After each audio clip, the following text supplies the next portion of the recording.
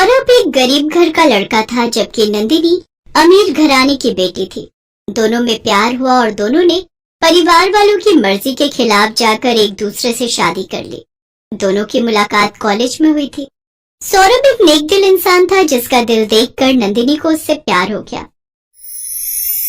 नंदिनी, समझो मेरी बात को। तुम एक अमीर घर की लड़की हो और मैं ठहरा एक गरीब दर्जी का बेटा। ये समाज क्या कहेगा? मुझे समाज की बिल्कुल भी परवाह नहीं है सौरभ। नंदिनी ने किसी की भी परवाह नहीं की और सौरभ के साथ जाकर कोर्ट मैरिज कर ली। जब इस बात का पता नंदिनी के पिता धनपत को चला तो वो बहुत गुस्सा हुए। आखिरकार भागी गई उस गरीब के साथ। मैं भी देखता हूँ कब तक उस गरीब खाने में रह पाएगी। उसके परिवार में उसके पिता और उसके दो भाई थे। बड़ा भाई और भाभी नंदिनी को पसंद नहीं करते थे, क्योंकि उसके पिताजी उस पर खूब पैसा बहाते थे। नंदिनी के भाग जाने से वो दोनों बहुत खुश हुए। अच्छा ही हुआ जो भाग गई। अब प्रॉपर्टी में से उसको कुछ हिस्सा तो नहीं देना पड़ेगा। जबकि छोटे भाई सचिन को उसके भाग जाने से बड़ा दुख हुआ। वो नंदिनी को अपनी माँ की तरह प्यार करता था। उधर नंदिनी ब्याह कर ससुराल पहुंची, जहाँ उसके सास और ससुर ने उसका स्वागत किया। बहू, आओ, हमारे गरीब खाने में तुम्हारा स्वागत है। तुम हमारे साथ इस गरीब खाने में रह तो लोगी ना? हाँ माँ जी, और ये गरीब खाना नहीं मंदिर है, जहाँ आते ही इतना सुख शांति का आभास हो रहा है, वरना मेरे घर के बड़े कमरों में तो बस कलेश ही होता रहता था। नंदिनी ने कुछ ही दिनों में अपने ससुराल वालों का दिल जीत लिया। 3 साल हो गए, लेकिन नंदिनी अपने परिवार वालों से मिल नहीं पाई। उधर उसके पिता उससे ज्यादा नाराज नहीं रह पाए और उसके पिता ने फोन कर उसे मिलने के लिए अपने मायके बुला लिया। अपनी सास से परमिशन लेने के बाद नंदिनी अपने मायके पहुंची। बेटी, मेरी बच्ची, कैसी है तू? बिल्कुल ठीक हूँ पापा। आप कैसे हो? आपकी बहुत याद आती थी। मुझे भी बेटी। नंदिनी को देखकर उसका छोटा भाई बहुत खुश हुआ, लेकिन उसका बड़ा भाई और भाभी बिल्कुल भी खुश नहीं हुई। आ ही गई वो उठा के, गरीब कहीं की। अरे आएगी कैसे नहीं? इसे प्रॉपर्टी में हिस्सा जो चाहिए। इसे तो पता है इसका पति पूरी उम्र लगा के भी इतने पैसे नहीं कमा सकता।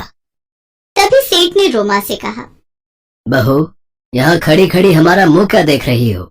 जाओ और मेरी बेटी के खाने का इंतजाम करो। हाँ पापा, मुझे बहुत जोरों की भूख लगी है। उसकी भाभी मुंह सड़ाते हुए खाना बनाने चली गई। खाना खाने के बाद नंदिनी अपने कमरे में गई, जहाँ उसने देखा वो कमरा तो कबाड़ खाना बन चुका है। पापा, मेरे जाने के बाद मेरे कमरे का ये क्या हाल कर दिया? तभी उसकी भाभी कहती है, हाँ तो दूसरे कमरे में जाकर सो जाओ। वैसे भी तुम्हारा ससुराल नहीं है जहाँ एक ही कमरे में सब सो जाएं। ये बात सुन नंदिनी को बहुत दुख हुआ और उसे सारी रात नींद नहीं आई।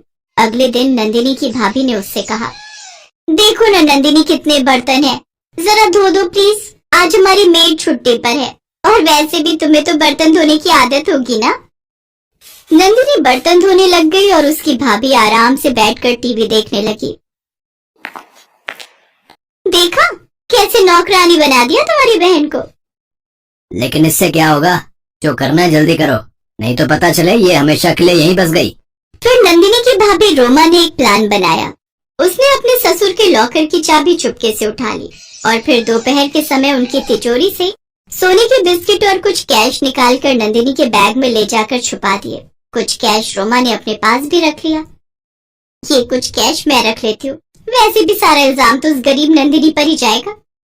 फिर रोमा ने जानबूझकर तिजोरी को खुला छोड़ दिया। सेठ धनपत जब वहां आए तो तिजोरी को खुला देखकर जोर से चिल्लाने लगे, अरे, मेरी तिजोरी से सोने के बिस्कुट और पैसे कहाँ गए? पूरे 20 लाख कैश था। पिताजी, इस घर में हम सब अमीर हैं, हमें पैसों की चोरी करने की जरूरत नहीं है। जरूरत तो गरीब घर की आई हुई चोरनी को है। हमें अभी इसके कमरे की तलाशी लेनी होगी। नहीं पापा, भाभी झूठ कह रही है, मैंने कोई चोरी नहीं की है। रोमा नंदिनी का बैग लेकर चेक करने लग जाती है। ये देखो पिताजी, आपकी बेटी ही चोरी नहीं निकली। अपने अमीर मायके से चोरी करके अपने गरीब ससुराल लेकर जा रही थी। लेकिन तभी वहां सचिन आता है। पापा, भाभी झूठ कह रही है और नंदिनी दीदी सच। ये रहा उसका सबूत। दरअसल रोमा जब चोरी कर रही थी तो सचिन ने अपने फोन के कैमरे में सब रिकॉर्ड कर लिया था। अब सब कुछ दूध का दूध पानी का पानी हो चुका था। और तो और पापा, भाभी ने तो कुछ कैश खुद के पास भी रख लिया है। तुम तो इस घर में रहने के लायक भी नहीं हो, निकल जाओ मेरे घर से। मेरे साथ आपका बेटा भी इसमें शामिल है। पिताजी, अपने बेटे की खातिर हमें माफ कर दीजिए। जानता हूँ, निकल जाओ तुम दोनों मेरे घर से। मैं तुम दोनों को अपने घर और जायदाद दोनों से बेदखल करता हूँ। सेठ धनपत ने दोनों को घर से बेदखल कर दिया। फिर सेठ धनपत ने अपनी बेटी से माफी मांगते हुए उसे और उसके ससुराल वालों को हमेशा के लिए अपने पास रहने के लिए बुला लिया। अब सब खुशी खुशी साथ में रहने लगे।